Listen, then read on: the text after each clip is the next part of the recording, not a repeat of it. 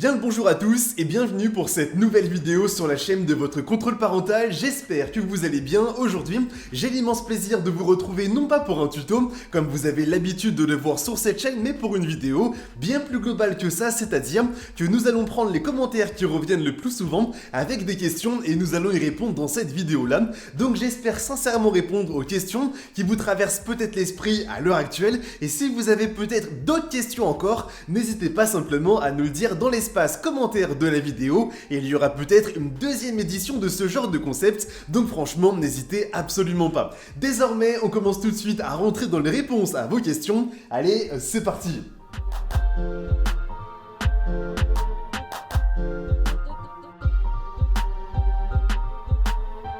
Première question, comment se passe l'installation du contrôle parental sur un téléphone, aussi bien donc sur iOS, un iPhone comme un iPad s'il y a une tablette, mais aussi en parallèle de ça sur Android, donc des téléphones comme du Samsung, du Xiaomi, du Oppo, du Google Pixel, etc.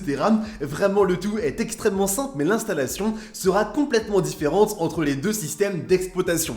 Dans un premier temps, je vous le dis maintenant, si vous avez peut-être un doute sur la compatibilité du téléphone avec le contrôle parental, il y a une page complètement dédiée sur le site internet qui vous permet donc de vérifier si le téléphone est bel et bien compatible avec le contrôle parental ou pas. Donc je vous recommande bien entendu de regarder et de vérifier cela. Je vous laisserai le lien vers la page dans la description de la vidéo et vous aurez ensuite simplement à y entrer le modèle du téléphone et à constater si le téléphone est bel et bien compatible ou non. Ensuite, lorsque vous aurez bien vérifié la compatibilité du téléphone, il vous suffira simplement de configurer le contrôle parental. Donc par exemple sur un iPhone, le plus souvent ce sera via iCloud.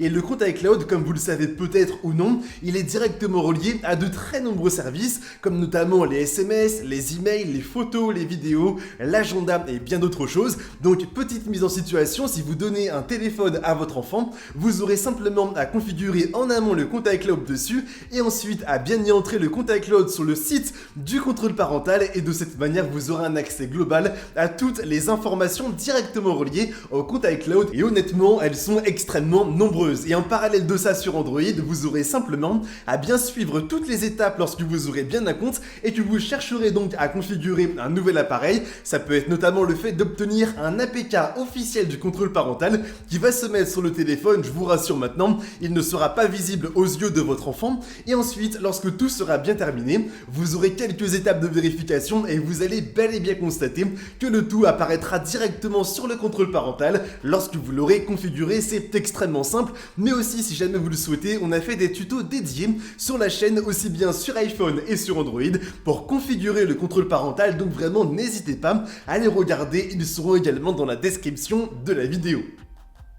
Deuxième question, quels sont les prix et les tarifs du contrôle parental? Alors par rapport à ça, c'est vraiment très simple. Il faut savoir que selon les événements de l'année, il y a évidemment à des moments des promotions, comme notamment à Noël, le Black Friday, etc. Ce n'est pas non plus tout le temps, mais ça arrive assez régulièrement. Mais en parallèle de ça, l'ensemble de nos spectateurs sur YouTube ont des promotions très régulières sur des pages totalement cachées d'internet. Et oui, ce n'est absolument pas une blague. Et dans la description de la vidéo, vous avez une page avec une promotion extrêmement intéressante qui est vraiment la même que celle du Black Friday et de Noël, etc. Donc vraiment profitez-en, c'est une offre à durée limitée qui revient assez régulièrement, mais elle devrait normalement plutôt bien vous plaire.